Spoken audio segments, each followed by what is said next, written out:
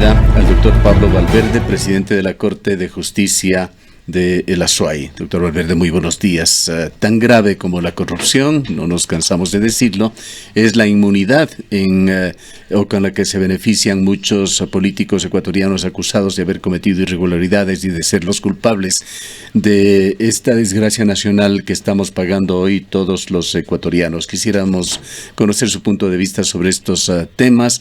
Iniciemos con este asilo político que se le ha brindado al ex canciller Patiño. Buenos días, un gusto poder estar en este importante medio de comunicación.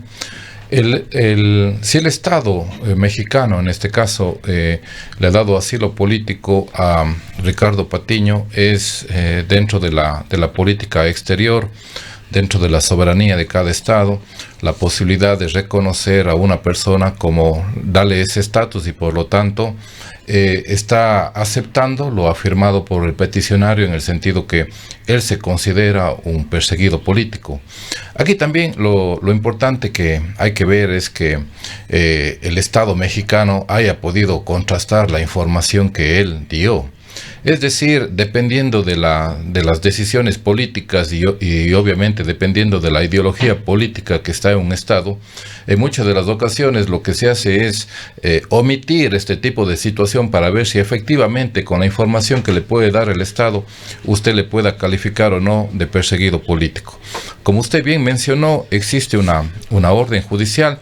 Dentro de la independencia de los poderes del Estado, existe un órgano jurisdiccional competente que ha dictado una orden de prisión preventiva y seguramente esto fue justificado por el Estado en el sentido de que hay una situación sub iudice de parte de Ricardo Patiño en el sentido de que Fiscalía ha acusado el cometimiento de determinados hechos que calzan en una tipificación que hace el Código Orgánico Integral Penal. Sin embargo, como digo, México le ha dado en el ejercicio de su soberanía y de su decisión política, le ha dado el estatus de ahora ser ya reconocido y por lo tanto él está ya en otra condición en el Estado mexicano. Ahora, en los incidentados días que hemos tenido con motivo de esta paralización, en más de una ocasión el presidente Moreno ha calificado de golpistas a los colaboradores del anterior gobierno. Dijo cosas como: a esos golpistas les vamos a decir no, el Ecuador les está diciendo no, así que mejor acójanse a las consecuencias. Hizo varias alusiones a legisladores y a ex colaboradores del anterior gobierno, incluso calificando como intentos de sedición las acciones que ellos estaban llevando adelante. Yo no soy político, soy una persona que me he dedicado a la judicatura durante muchos años. Y digo, políticamente uno puede entender que la persona cambie tan pronto de opinión, ¿no? Usted les escucha a quienes antes dijeron que salir a las calles a protestar y era actos en contra de la seguridad del Estado.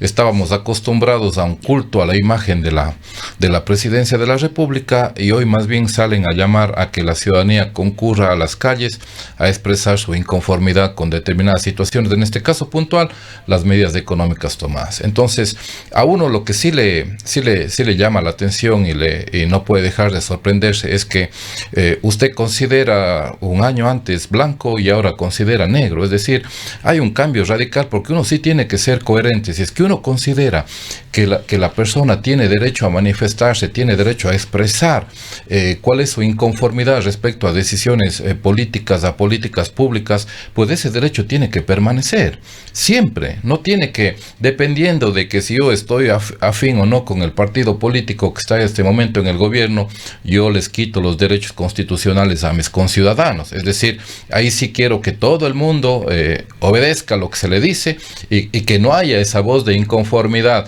No queremos escuchar la voz de inconformidad y ahí sí se criminalizaba todo ese tipo de cosas y hoy en cambio se hace un llamado a que la gente salga a protestar a las calles. Ese cambio, como digo, desde parte de la política, visto esa política que muchas de las ocasiones es un camaleón que cambia de color, la gente lo podríamos admitir, pero en cambio, visto desde la tutela de los derechos y desde una coherencia ciudadana, decir, esta persona tiene derecho a manifestarse, a exponer sus puntos de vista, sea en el gobierno o el partido que sea, indudablemente que es algo muy criticable. En estos días hemos visto fluir en las redes sociales mensajes excitando al gobierno nacional, a las autoridades a actuar contra los responsables de la crisis económica del Ecuador. Piden que se recupere el dinero perdido. El gobierno se ha encargado de dar cifras realmente altas, del orden de 60.000, 70.000 millones de dólares, que serían los efectos directos e indirectos de la corrupción y malos manejos en el país, y la gente reclama estos hechos. Mucho tiene que ver con estos reclamos lo que se está tratando en el caso Sobornos 2012-2016, en donde se va a juzgar a los exmandatarios y a sus colaboradores por este corrupto sistema muy similar al Lavallato, en donde este partido político que estuvo en el gobierno se benefició de aportes dados por empresas privadas que a su vez fueron premiadas con jugosos contratos, y luego se tuvo una situación, por decirlo menos, de lenidad con ellos para ir paulatinamente elevando esos contratos, en algunos casos duplicándolos y hasta triplicándolos. Aquí viene el tema de, si bien la justicia tiene que actuar sobre hechos, sobre pruebas, sobre lo que se va concretando de acuerdo con los documentos, las evidencias que se presenten, también suponemos que es importante el clima que existe en el país. Imaginemos este próximo día martes a Ecuador, iniciando este juicio, pues ya la audiencia de evaluación y preparatoria en el marco de una paralización nacional. Quizá no es el mejor ambiente para esto y justamente se presta para este tipo de manipulaciones de otro orden. Quisiéramos su punto de vista sobre este tema y la importancia, sobre todo, del caso Sobornos 2012-2016, que se iniciará ya este día martes. Aquí hay, me parece que, dos situaciones que podríamos analizar. Yo creo que de parte de este gobierno se está haciendo algún esfuerzo en cambiar la normativa de lo que significaría la lucha en contra los temas de corrupción, para tratar de asegurar medidas que permita que los bienes puedan, desde un inicio de un proceso, ser incautados. Aquí nosotros tenemos un freno, digamos así, ¿no? El tema de la presunción de inocencia. Entonces yo sí creo que aquí las propuestas deben ir encaminadas en forma inteligente para no alterar, no vulnerar los derechos de las personas que pudiesen estar involucradas, repito, en una forma que se quiera, que se permita conseguir el resultado que quiero, pero también que la persona no se vea afectada completamente en sus derechos. Si nosotros como ecuatorianos establecemos una política pública de que el tema de la lucha contra la corrupción es lo más importante en este momento que nosotros tenemos, indudablemente se podría justificar el hecho de que a una persona que se le inicia un proceso ya se le incauten determinados bienes, pero se le tiene también que asegurar que esos bienes van a ser bien administrados, y si es que la resolución judicial termina ratificando su estado de inocencia, indudablemente esa persona tiene que recibir esos bienes en el mismo estado en el que estaban, y indudablemente con los resultados de la administración que se ejerció durante ese tiempo que no estuvieron dentro de su dominio, dentro de su esfera, de su patrimonio. Yo creo que ese tipo de medidas, por ejemplo, aseguran que si es que esa persona es declarada responsable, indudablemente se va a poder recuperar de mejor forma la situación los hechos que se juzgan. En el otro tema, nosotros tenemos los jueces, lo que nosotros llamamos situaciones de fuerza mayor o caso fortuito.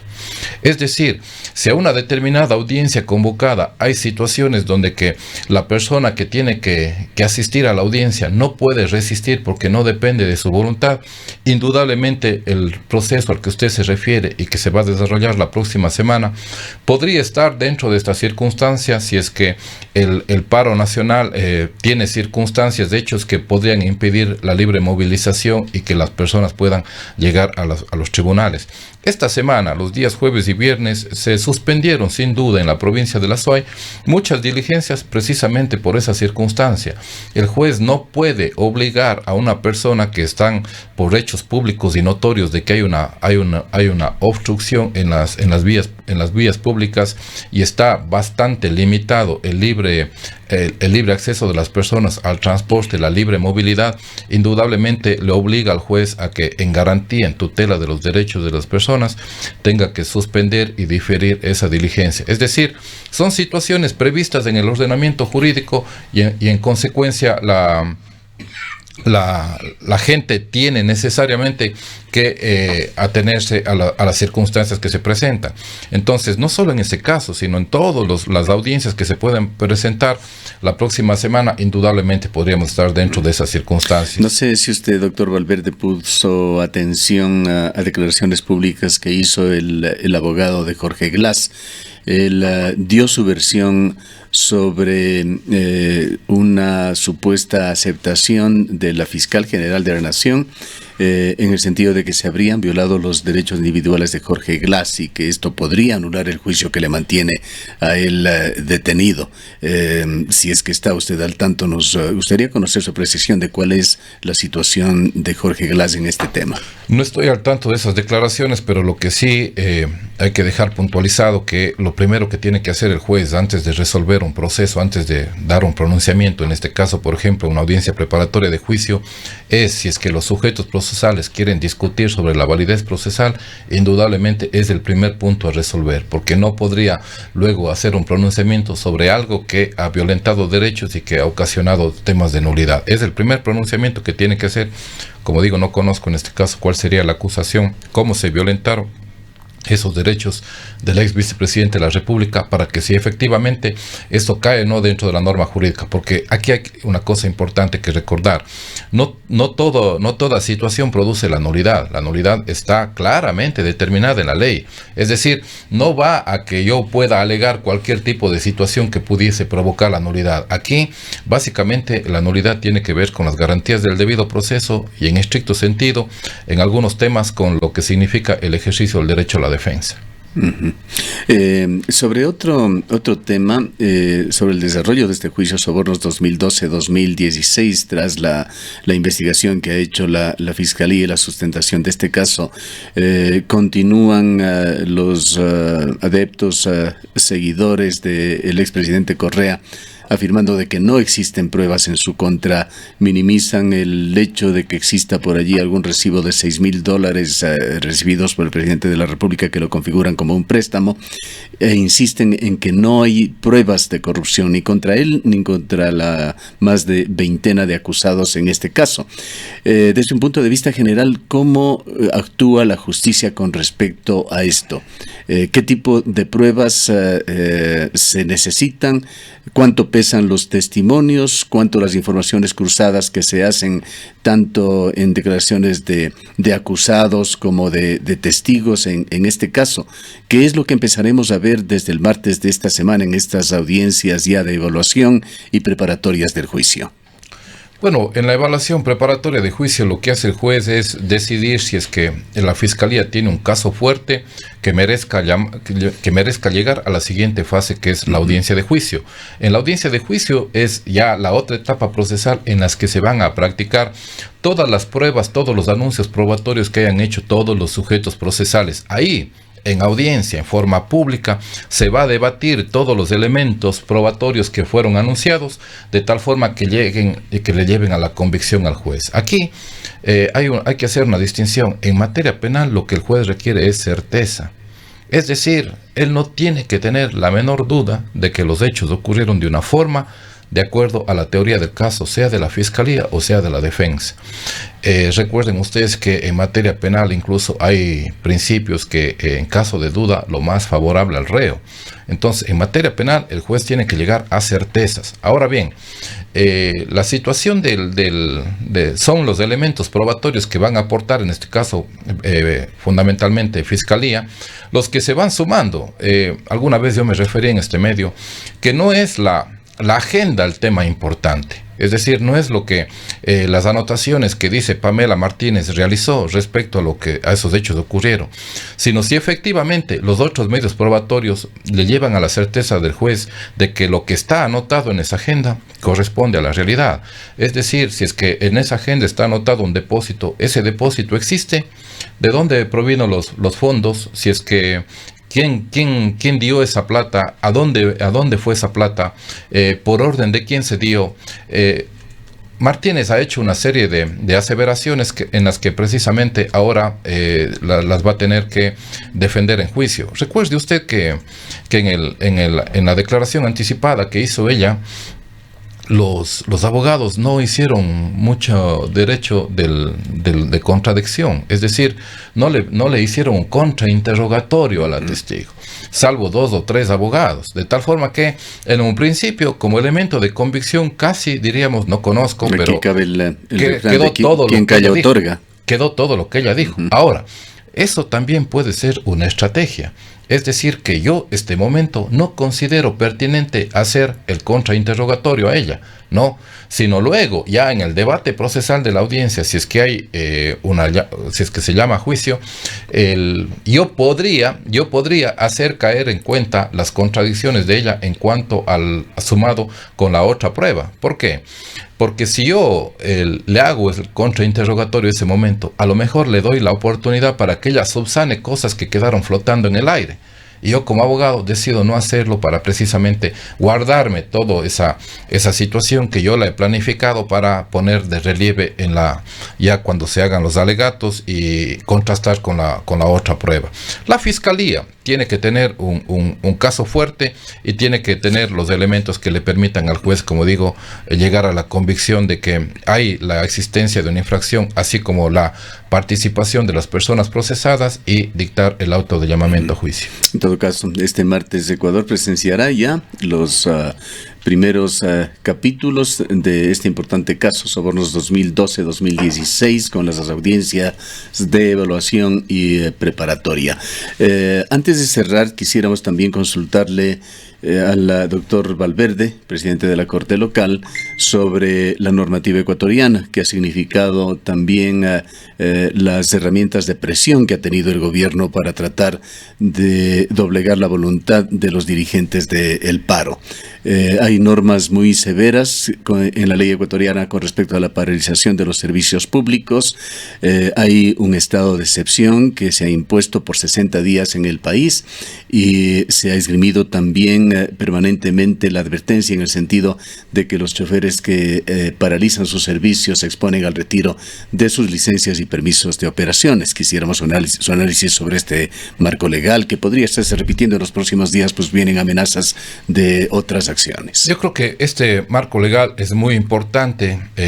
Voy a aprovechar para ser lo más explicativo, porque la ciudadanía tiene que tener una idea de lo que significa un estado de excepción. Nosotros vivimos en la normalidad, en el día a día, podemos ejercer todos nuestros derechos constitucionales. Sin embargo, le hemos dado, los ecuatorianos, en la Constitución de la República, al señor presidente de la República, la facultad de que él pueda, mediante decreto ejecutivo, decretar el estado de excepción. ¿Qué significa entonces el estado de excepción? El estado de excepción, incluso como la palabra lo dice, viene a ser una excepción a la regla, a esa regla que es de que accedemos a todos nuestros derechos constitucionales. El presidente de la República nos puede limitar. Ahora bien, la pregunta es, ¿nos puede limitar cualquier tipo de derecho? De ninguna forma. La Constitución de la República expresa en forma clara y terminante cuáles son los derechos que el presidente de la República puede limitar su ejercicio de acuerdo a las circunstancias, que básicamente tiene que ver con la inviolabilidad de la correspondencia, de las comunicaciones, la inviolabilidad del domicilio, el derecho de reunión, el derecho de asociación y también la libertad ambulatoria. Básicamente, esos son los únicos derechos que el presidente de la República, mediante un estado de excepción, nos puede limitar. Pero la fundamentación que tiene que hacer el presidente de la República es que hay situación de conmoción interna, es decir, la seguridad de la población, la seguridad del Estado está de alguna forma en riesgo. Yo no puedo decretar el estado de excepción porque hoy día amanecí con ganas de hacerlo. Tiene que tener una fundamentación fuerte de decir cuál es la situación de conmoción interna. Podemos también tener situaciones de desastres naturales, podemos tener situaciones de conmoción con otros estados, es decir, una guerra, que obliga al ciudadano presidente a decretar el estado de excepción. Pero no se queda ahí. el presidente tiene que hacer una carga argumentativa del por qué yo decreto esto, es decir, tiene que tener los informes suficientes para decir que hay una situación de conmoción interna que está afectada a la seguridad de todos los habitantes de la República, limita los derechos, en este caso ha limitado únicamente el derecho de reunión y asociación, esos son los derechos, pero tiene que limitar también en el tiempo. ¿Qué tiempo puede limitar el presidente de la República? Puede limitar 60 días. Ese es el tiempo con prórroga de 30 días más. Es decir, un estado de excepción jamás puede ir más de 90 días. Pero todos nosotros sabemos que en un estado constitucional de derechos y justicia hay los pesos y los contrapesos. ¿Cómo es eso? Que los otros poderes del Estado de alguna forma controlan que nadie se vaya más allá de las competencias que tiene. Y en este caso, ¿quién puede hacerlo? La Asamblea Nacional y la Corte Constitucional. El presidente de la República tiene que notificar obligatoriamente a la Asamblea Nacional dentro de 48 horas y a la Corte Constitucional. Y la Corte Constitucional, como juez máximo de la Constitución, entra a hacer una interpretación si efectivamente un control material y un control formal, si el presidente de la República se ajustó a la normativa constitucional y por lo tanto, si ese estado de excepción está o no dentro de lo que nuestro ordenamiento jurídico ahora permite. En este marco, doctor Valverde, se han dado detenciones, se habla de una cifra de aproximadamente 350 personas en el país, de ellos un medio centenar aproximadamente fueron de dirigentes, muchos de ellos han sido ya liberados. ¿A qué tipo de sanciones se exponen las personas que han sido detenidas, si algunos se encuentran aún bajo detención? Aquí permítame subrayar un tema que es importante. Yo hablé antes de la separación de poderes. En lo que tiene que ver con la actuación de Fiscalía y la Administración de Justicia, no tiene nada que ver los otros poderes. Es decir, son ellos los que, facultados por el ordenamiento jurídico, van a continuar resolviendo las causas de acuerdo a lo que Fiscalía diga. Es decir, si Fiscalía desea o no, si es que quiere o no formular cargos, y el juez verá si es que hay los elementos suficientes para el tema de la formulación de cargos, que básicamente tiene que ver si existe o no el cometimiento de una infracción y si hay o no un presunto responsable. Ahora bien, la situación es que la paralización de servicios públicos está tipificado en el Código Penal, la obstrucción, la paralización, la situación de que yo impida que las personas puedan acceder a los derechos, a esos derechos que nunca deberían suspenderse, y por lo tanto está castigado con 1 a 3 años. Acuérdese usted, Gustavo, que nosotros tenemos que hacer ese análisis que nos permita ser coherentes con lo que estamos expresando. Yo tengo en la función judicial 27 años. Hace aproximadamente, entendería yo que unos 15 años, nosotros paralizábamos el servicio público de la Administración de Justicia, precisamente en reivindicaciones sociales, reivindicaciones gremiales. Hacíamos reclamaciones de lo que significaba para nosotros tenía que ser la Administración de Justicia.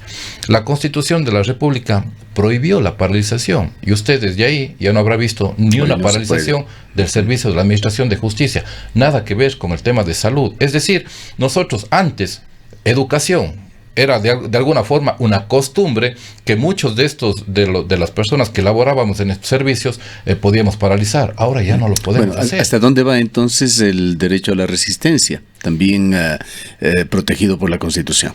El derecho a la resistencia está protegido por la Constitución, pero obviamente usted no puede salirse dentro del ordenamiento jurídico. Recuerde incluso que hay un sector de la doctrina que dice que el derecho a la resistencia lo que le da es precisamente el derecho a accionar frente a la Corte Constitucional, para que sea la Corte Constitucional la que en último término termine analizando cuáles son los derechos de los que usted, las situaciones de las que usted, de los hechos que usted quiere resistir. Porque efectivamente, si hay una orden de autoridad, indudablemente en un principio tenemos el tema de la legalidad. Ahora bien, el tema de que la gente tenga derecho a manifestarse, a expresar su inconformidad, eso está garantizado por el ordenamiento jurídico, pero se lo tiene que hacer en temas pacíficos, ¿no? Y no todo el mundo puede expresar su situación paralizando actividades, como por ejemplo el sector público que yo le he mencionado. Nosotros no podemos paralizar. Porque tampoco destruir los bienes públicos. Eso no lo puede hacer absolutamente nadie. Yo creo que aquí en este tema, yo recordaba con los compañeros, el día jueves les decía, nosotros cuando salíamos como estudiantes, sí nos gustaba levantar un adoquín, porque si no había bomba lacrimógena, prácticamente no había manifestación.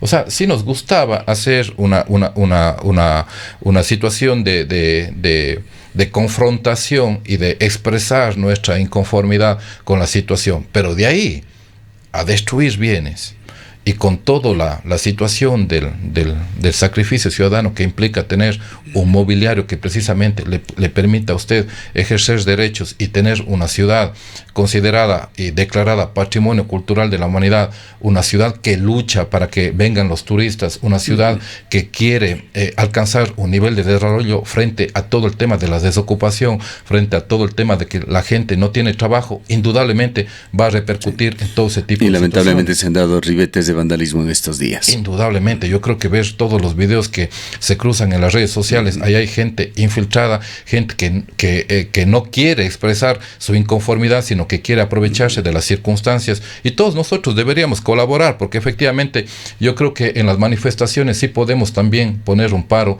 en el sentido de decir, la gente tiene que hacerlo bajo el estricto respeto de que mi derecho termina donde comienza el derecho del otro. Bien, gracias por su presencia. Han escuchado al doctor Pablo Valverde, presidente de la Corte Provincial de El Azuay.